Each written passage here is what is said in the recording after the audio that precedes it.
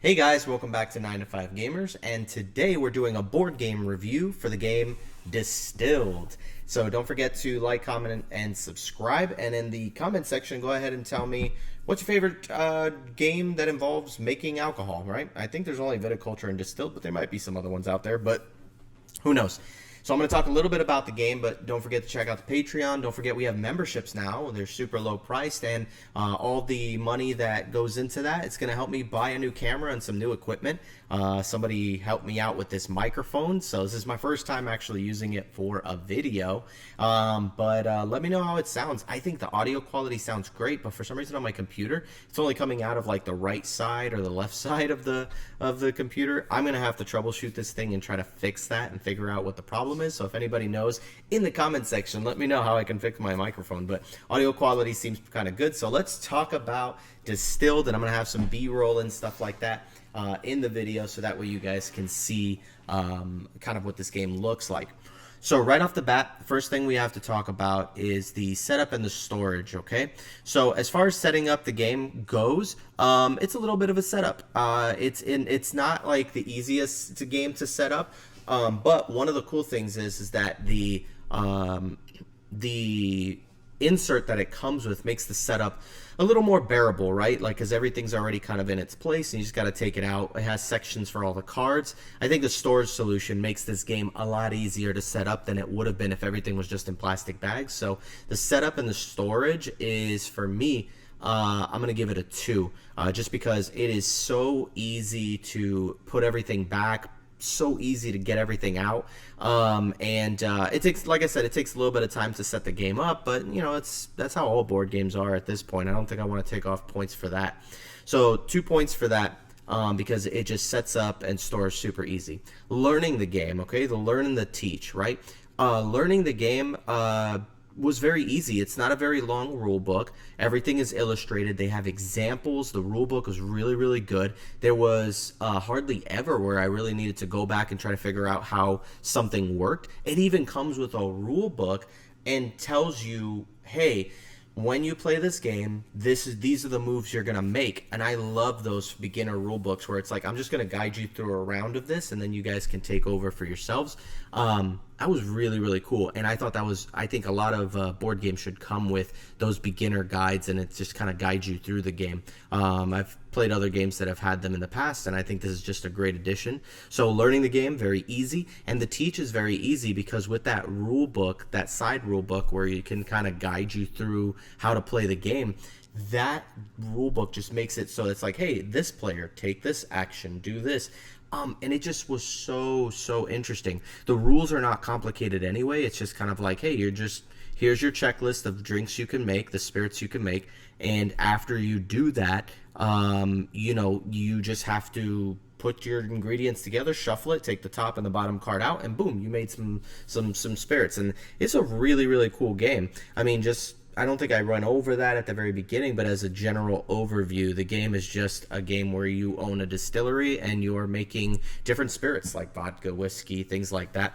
So it's a really, really, really fun game, though, like mechanically, but we'll get into that in a second. So as far as the learn and the teach, another 2 points.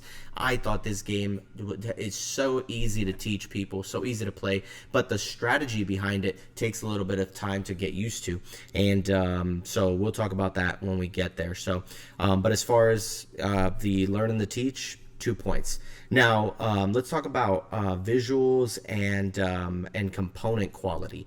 I'm telling you, just right off the bat, I'm giving it a 2 because, dude, this game, and let me tell you something, like the artwork isn't like fantastic, especially on the front cover like this. I think the artwork is great inside the game. So like there's like a lot of great artwork in here, but for some reason the girl on the outside just looks a lot different than the art in the inside. But everything art-wise, visuals, components, it's a 2, man.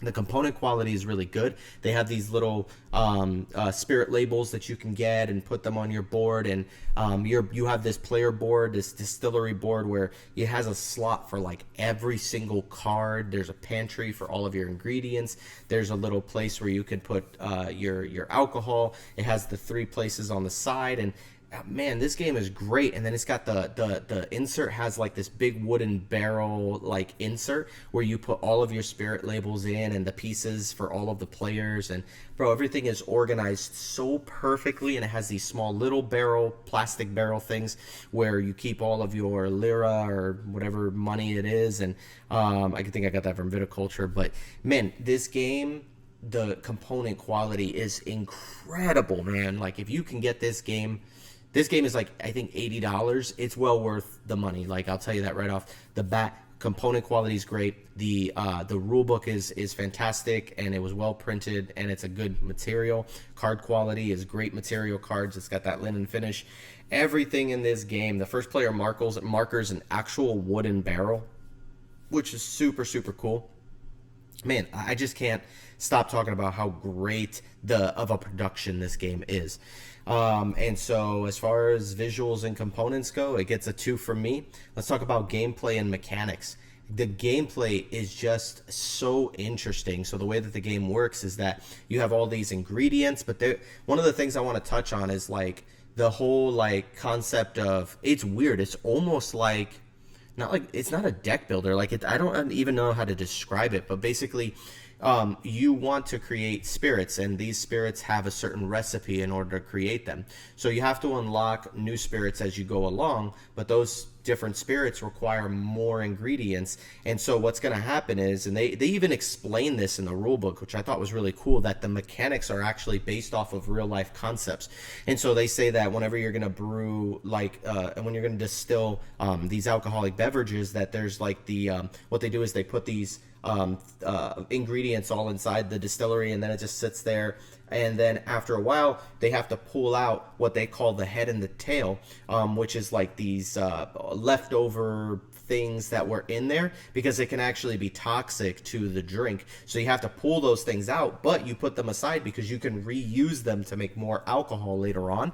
And you have to do the same thing in the game. You take all of your components, all of your ingredients, you put them into the distillery, into the different slots, and you need a water, you need a yeast, and you need some kind of a sugar in order to make alcoholic drinks. So those are the 3 slots. And then when you put all of your ingredients together, you shuffle those cards up face down into your hand, shuffle them up, then you take the top card off and the bottom card off, that's the head and the tail. You set those aside, flip them over, and they go back into your pantry to use later on.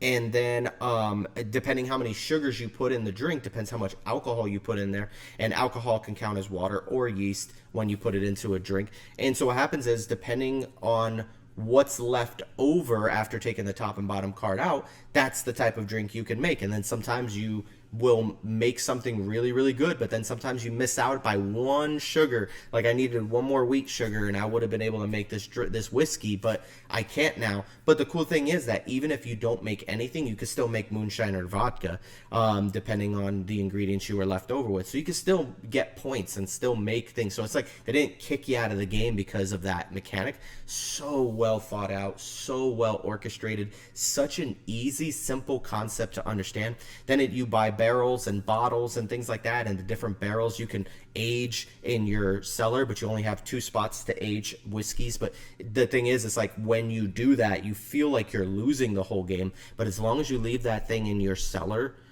that thing is just going to continue to get flavors, new flavor cards and new flavor profiles, increases the value, increases the amount of points you get. And then at the end of the game, even though you were kind of behind because you took that turn to put something in the cellar, you didn't get any money that turn, you can still, at the end of the match, you'll just see you rocket up in points because those aged drinks are worth a ton of points. And one of the cool factors too is like, hey, I didn't sell any drinks this turn because I have to age it, so I couldn't sell it because I have to wait to age it. Even then, it says you can just lose I think it's like 4 victory points, and then you can get like 4 money, which is like, oh cool, so I didn't sell a drink, but I need $4. I can just lose some victory points, and then I could regain them later on because the whiskey or the aging process is going to help recap all that money. There's people that you can hire to work in your distillery that give you certain powers. The market of all of the ingredients you can buy is super cool. There's premium ingredients that give you special abilities, add more value. Some of them have more money symbols on them, so they give you more money. Some of them have victory point symbols on them, so it's like, if I make this drink with this specific type of rye or barley or something like that, it's gonna increase the value of my drink because it's a premium ingredient. And then you could put it in a really nice bottle and sell it, and then all of those things add up at the end to give you more points, more money. Mechanically, I absolutely love this game. I'm honestly struggling to find something wrong with the with the game. You know what I mean? I've played it so many times now, and it just, like, for me, I'm struggling to find something that's bad about it. Like, it is just so much fun. And I don't know if I'm alone in this. I'm sure other people may not enjoy the game, but for me personally, I absolutely love the mechanics of this game. The gameplay is really fun. I think if I'm going to knock anything, it would probably be just that it can be a very lengthy game. It can take a long time depending how many people you're playing with, and if people get like analysis paralysis and trying to figuring out, man, what am I going to buy? And then you're kind of limited on what you can buy. There was one thing though that I thought was a good point that actually it was from Dice Tower's review. Who was it? Z? I think Z Garcia said it, and I completely agreed with him because when I played it for the first time, I said the exact same thing. There are so many ways for you to score points in this game. And it just, there's a lot going on, and there's a lot for you. You have 2 goal cards on the side that you're looking at. Well, you start off with 3, and it has that mechanic where it's like you start off with 3 goal cards, and then halfway through the game at round 3, you look at your 3 and go, okay, well, I'm going to pursue these 2, and this one, I'm not going to be able to get this one, so I'm going to throw that one out. So you kind of laser in your focus at the end there, and then after that you can there's other awards that you can win and other kind of victory points and stuff like that you can win. And it's like, man, there's just so much. And then you get bonus points depending on the continents that you come from and if they share the same continent symbols as you. And then there's your glass bottle collection that gives you more points at the end. There's just a ton of way to score points. I think that's a great thing. So, like, it doesn't bother me, I think, as much as it bothered Z from Dice Tower. But I like having a bunch of different ways to score points. So it's like, hey, this person's been doing all of this. Well, you know what? I'm just going to go this route, and it's going to be great. And so I really, really enjoyed the gameplay and the mechanics. I'm going to give it a 2, man, because I have to. Like, if I take into account, like, the many ways to score and maybe, like, the gameplay, if I keep in account the length of the gameplay and how long it takes to play, maybe I can knock it down to a point, half a point. So I'd probably say maybe like a 1.5, but for me, I want to give it a 2. But gameplay mechanics, probably give it a 1.5 just because I know it could be a very long game. But it's nowhere near like Ark Nova long. It's like you'll play for like 2 or 3 hours. And I have a gameplay here on the channel that you can watch of 4 players. It took us 3 hours, but that was with the teach, and we took like a dinner break in the middle of the stream. So, but anyways, gameplay mechanics solid. That's a 1.5 for me. And then last but not least, theme, fun factor, replayability. The theme is great, and it's instilled in everything. I mean, you can't even read the rule book without learning how a distillery works. Like, they did such a crazy job with teaching the game and teaching where these mechanics are based off of. Dude, it is phenomenal. Theme is super strong in this game. Unlike what's this game? Revive over here. This game has no theme. It has a theme, but the theme just isn't implemented well. So it's such a good game though. Like, I love Revive. I think it's a great game, but that theme kind of just takes away from it. That's why the game ends up being somewhere between a 7 and an 8 for me, because the theme is just kind of non-existent. In this game, the theme is in everything, and it's super, super great. Even down to the thematic nature of each asymmetric person. Like, you play as a specific character who has their own specialty drink that if you produce it gives you like 16 victory points, which is crazy high, on top of all the ingredients and stuff you put in there. So the replayability, very high as well, because this game has so many different ways that you can play it. You could play as asymmetric people, not to mention the recipe cards. They call them flights. And so there's A, B, C, D, E, F, G, I think H. So there's like 8 different flights that you can do, and each of those flights is a different menu with different drinks on it. And so they mix up the drinks and how you can make them. Dude, incredible. Replay value is through the roof on this game.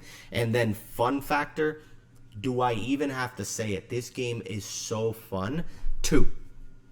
I almost gave this a 10. Okay, but I'm gonna give it a 9.5. Apart from that, man, like, I think the lowest I could give this game is maybe a 9. And that's just because, like, it's, you know, it's not a 10 out of 10 for me, but man, it's so close. This game is so much fun, man. And there was, like I said, it's very hard for me to find anything really wrong with the game. I've tried, I've played it a bunch of times, and this has just become one of my favorite games to play. And anytime somebody comes over the house, this is gonna be my first suggestion because it's just so much fun. And that's the thing too, is I don't drink alcohol, like, at all. I would have thought I wouldn't have liked the game, but I love it. Even though the theme doesn't really sing or speak to me specifically, because I don't relate to it, it was still so fascinating to learn how these drinks are made. And, oh man, this game is great, man. 9.5 out of 10. You guys heard it here. I absolutely love this game. Almost a perfect score for me. And I think you should get a copy if you ever get the chance. So anyways, hope you enjoyed this gameplay review, or this game, not gameplay review, but this board game review of the game Distilled. I haven't done a board game review in a while. Sorry about that. Been focusing on, I've been trying to play more games and stuff like that. So now I'm finally getting games to the table, and there's a lot of board games that I want to review. Distilled was at the top of my list. 9.5 out of 10. You all already know what to do. Like, comment, and subscribe. Don't forget to check out our memberships. And we'll be doing some live streams this weekend. Saturday, I believe Sunday and Monday are going to be the days that I stream. I'll probably set up a live stream on Sundays and play solo. So we'll call it Solo Sundays. And then on Mondays, I'll probably be over somebody's house and maybe do a live stream of us playing some board games. So, and then maybe one on Thursdays. Thursdays is another board game day that I have consistently. And so we are going to be meeting up this Thursday. So if I get the stream going, I will stream that day. So anyways, hope everything came out good in this video. Everything is starting to increase and get better. So please support the channel in any way that you possibly can, so we can continue to increase the quality of the channel. So anyways, thank you guys for tuning in. Love you guys so much. Catch you on the flippity flip. Peace out. See you guys later.